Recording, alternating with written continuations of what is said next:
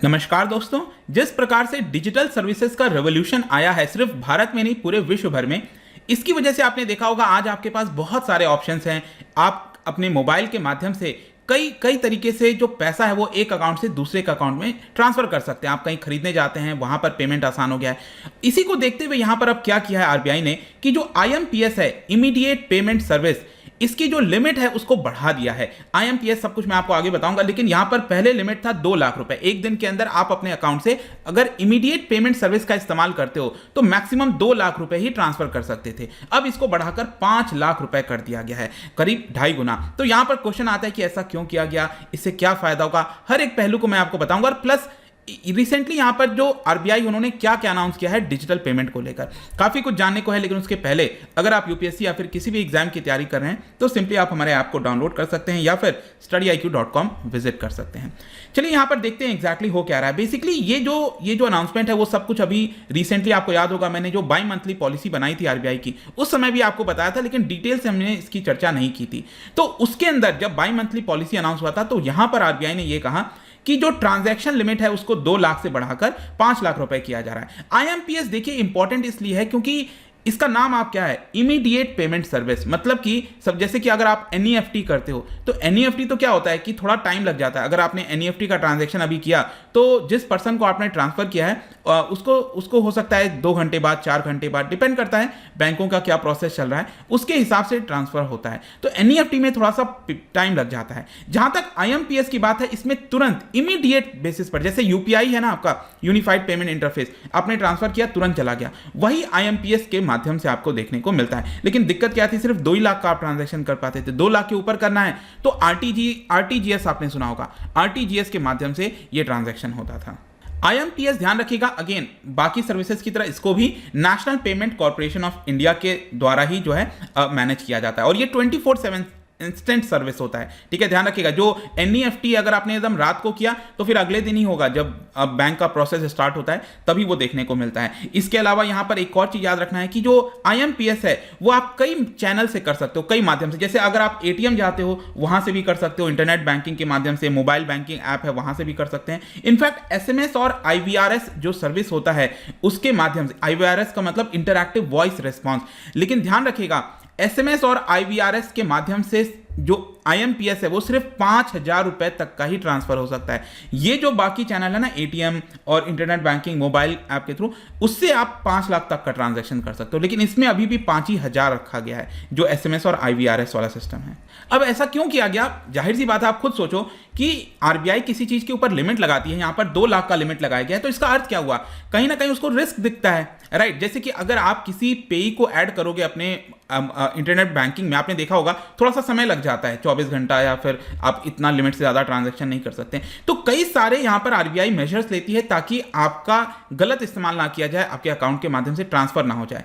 तो इसमें अभी तक क्या था कि 2 लाख का ही लिमिट था। बाई चांस अगर ऐसा ट्रांजैक्शन हो जाता है तो मैक्सिमम 2 लाख का ही लॉस होगा, राइट? लेकिन रिसेंटली ऐसा देखा गया है, जो सेटलमेंट साइकिल वगैरह है वो इंक्रीज हो गया है और यहां पर जो क्रेडिट और सेटलमेंट रिस्क है उसमें गिरावट देखने को मिली है। तो ये रिस्क वगैरह में कमी आई है, इसकी वजह से आरबीआई ने सोचा कि अब समय आ गया है कि इसके लिमिट को बढ़ा दिया जाए। लेकिन यहां पर एक और कारण मैं आपको बता दूं कि आईएमपीएस बहुत ज्यादा तेजी से फैलता जा रहा था। पहले एनईएफटी से बहुत ट्रांजैक्शंस होते थे। रिसेंटली अगर आप देखोगे 2021 का जो आरबीआई का एनुअल रिपोर्ट था उसमें बताया गया कि पहली बार आईएमपीएस ने एनईएफटी को टेक ओवर कर लिया है। एनईएफटी का टोटल ट्रांजैक्शन हुआ था 29 ट्रिलियन रुपीस की मैं बात कर रहा हूं, इसका मतलब 29 लाख करोड़ की हम बात कर रहे हैं। इतना का ट्रांजैक्शन एनईएफटी से हुआ था, लेकिन वही आप देखिए 32 लाख करोड़ का ट्रांजैक्शन आईएमपीएस से हुआ था। तो जाहिर सी बात है आईएमपीएस तेजी से फैलता जा रहा है, लोग इसका इस्तेमाल कर रहे हैं, तो कहीं ना कहीं इसी को देखते हुए इसकी लिमिट भी बढ़ा दी गई है। अब इससे फायदा क्या होगा? जाहिर सी बात है जो डिजिटल पेमेंट है वो देश में और अच्छे से बढ़ सकेगा, लोगों को सहूलियतें आएंगी और स्पेशली जो कॉर्पोरेट है ना, जो और बड़े बड़े जो एमएसएमईज होते हैं, माइक्रो स्मॉल मीडियम एंटरप्राइज, उनको अगर कोई ट्रांजैक्शन करना होता था तो थोड़ा लेट लग जाता था। अब यहां पर आप खुद सोचो होगा क्या जो बिजनेसेस हैं वो अपने आप में जो ट्रांजैक्शंस वगैरह हैं जल्दी पैसा ट्रांसफर हो सकेगा, मतलब जो सप्लाई चेन वगैरह होता है ना वो उसमें आपको इंप्रूवमेंट देखने को मिलेगा। यूजुअली बिजनेसेस यही कहते हैं कि देखिए अभी हमारे पास कैश नहीं आया है, प्रॉब्लम है ये। आईएमपीएस का ये 5 लाख बढ़ाने से ओवरऑल सिस्टम में इंप्रूवमेंट होगा, आप कह सकते हो। फर्दर यहां पर मैं आपको बता दूं कि आरबीआई ने कुछ फ्रेमवर्क को इंट्रोड्यूस किया है regarding offline mode of payment. अब मैं यहां पर इसकी चर्चा करना चाहता हूं कि बाकी के पेमेंट सिस्टम को लेकर आरबीआई क्या कदम ले रही है। यहां पर सबसे पहले मैं आपको बताऊं तो पिछले साल की बात है, 6 अगस्त 2020 को आरबीआई ने एक पॉलिसी जारी की थी, डेवलपमेंट एंड रेगुलेटरी पॉलिसीज।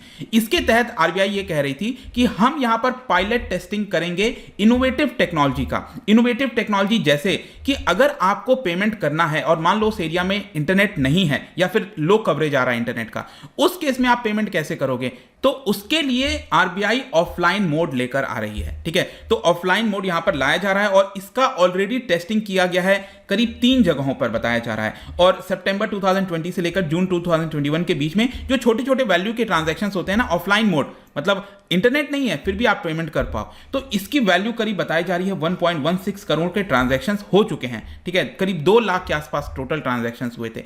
अब इसमें जो इंप्रूवमेंट हुआ है, ये सक्सेस देखकर आरबीआई कह रही है कि हम बहुत ही जल्द इसका जो टोटल फ्रेमवर्क है ऑफलाइन मोड ऑफ पेमेंट का, वो हम जल्दी लाने वाले हैं। तो ये भी एक बहुत बड़ा बूस्ट होगा। आप सोचिए बिना इंटरनेट के भी आप पेमेंट कर पाओ। इसके अलावा एक और कदम आरबीआई ले रही है, वो geo tagging of touch point. Touch point का मतलब क्या है, कहीं आप दूध लेने गए, सपोज कहीं मिल्क शॉप पर, मदर डेयरी या फिर कहीं पर भी, तो वहां पर आप इस क्यूआर कोड स्कैन करते हो, पेमेंट कर देते हो। कहीं पर भी किसी शॉप पर गए, अब क्या होगा कि जहां पर भी आप स्कैन करके पेमेंट कर रहे हो उसकी जियो टैगिंग हो जाएगी कि एग्जैक्टली कहां पर चीजें क्या हुई हैं। तो ये जियो टैगिंग भी किया जा रहा है। अब क्वेश्चन आता है क्यों किया जा रहा है। आरबीआई ये कह रही है कि जो एक्सेप्टेंस इंफ्रास्ट्रक्चर है उसको हम बढ़ाएंगे। बेसिकली क्या होगा, इससे आरबीआई के पास डेटा जनरेट होगा। डेटा क्या होगा कि इस एरिया में इतना आपकी फैसिलिटी है, डिजिटल ट्रांजैक्शन इस एरिया में इतना किया जा रहा है। तो जियो टैगिंग से वो देखकर अब जहां जहां आरबीआई को लगेगा कि इस एरिया में प्रॉब्लम है, यहां पर अभी डिजिटल पेमेंट नहीं फैला है, तो उस एरिया के ऊपर स्पेसिफिक फोकस करने की कोशिश की जाएगी। तो ये सारी चीजें भी यहां पर आरबीआई कर रही है। तो फाइनली कंक्लूजन में हम क्या बोल सकते हैं, कंक्लूजन इसका यही निकलता है कि रिसेंट जो भी कदम लिए गए हैं डिजिटल पेमेंट से रिलेटेड, वो सिर्फ भारत के अंदर ही नहीं, भारत से बाहर भी जो भी हम ट्रांसफर वगैरह करते हैं उसमें बढ़ोतरी देखने को मिलेगी। और स्पेशली मैं यहाँ पर मैं एक चीज आपका पॉइंट आउट करना चाहता हूँ। रिसेंटली आपने देखा होगा डिजिटल ट्रांजैक्शंस की बहुत चर्चा हुई है, डिजिटल करेंसीज जो बिटकॉइन वगैरह हो गए, तो लोग उसकी तरफ कुछ आकर्षित हो रहे हैं। तो चैलेंज है सेंट्रल बैंक्स के लिए कि वो यहाँ पर उसको डिस्करेज करें और जो खुद की सिस्टम है, जो डिजिटल ट्रांसफर सिस्टम वगैरह है, उसको सेफ और एक्सेसिबल बनाएं। जो ये भी एक कारण हो सकता है, आप बिटकॉइन वगैरह के माध्यम से कितने लाखों के ट्रांजैक्शंस कर लो, ठीक है, वो हो जाता है, लेकिन यहां पर अगर आप अपने अकाउंट से पैसा भेजना चाहो तो उसमें प्रॉब्लम है। तो जाहिर सी बात है ना, लोग अट्रैक्ट हो जाएंगे फिर बिटकॉइन की तरफ, तो उसको रोका जाए। और यहां पर आरबीआई इस तरह के कहीं ना कहीं कदम इसको देखते हुए ला रही है ताकि राउंड द क्लॉक ट्रांसफर हो, सेफली हो। तो ये पूरा है आपका आईएमपीएस से रिलेटेड। आई होप कि जो भी कुछ था, जो ओवरऑल पर्सपेक्टिव है, वो आपको मिल गया होगा इस वीडियो के माध्यम से। जाने से पहले एक इंटरेस्टिंग क्वेश्चन, देखिए आपने नोट देखा होगा, जितने भी नोट वगैरह आते हैं उसमें रिजर्व बैंक ऑफ इंडिया लिखा होता है, राइट। तो जो रिजर्व बैंक ऑफ इंडिया लिखा होता है इंडियन करेंसी नोट पर, उसमें किस टेक्निक का इस्तेमाल किया जाता है प्रिंटिंग के लिए। मैं सिर्फ इसकी बात कर रहा हूं, रिजर्व बैंक ऑफ इंडिया जो लिखा होता है उसमें एक स्पेसिफिक टेक्निक का इस्तेमाल किया जाता है, वो आपको बताना है। इसका राइट आंसर आपको पता ही है, मेरे इंस्टाग्राम पर तो मिलेगा ही। अगर आप वहां पर नहीं हो कोई बात नहीं, टेलीग्राम से भी आप इसका राइट आंसर ले सकते हैं। मैं कई सारे एमसीक्यूज जो हैं वो यहां पर डालता रहता हूं स्टोरीज के फॉर्म में, आप जाकर प्ले कर सकते हो। बाकी अगर आपको पीडीएफ चाहिए तो टेलीग्राम पर आइए, अलग अलग सोशल मीडिया पर भी आप जुड़ सकते हैं। साथ ही साथ यूपीएससी या फिर किसी भी एग्जाम की तैयारी कर रहे हैं, आप यहाँ पर देख सकते हैं। आई होप कि वीडियो आपको पसंद आया होगा। मिलता हूं आपसे next time, till then thank you very much, see you soon.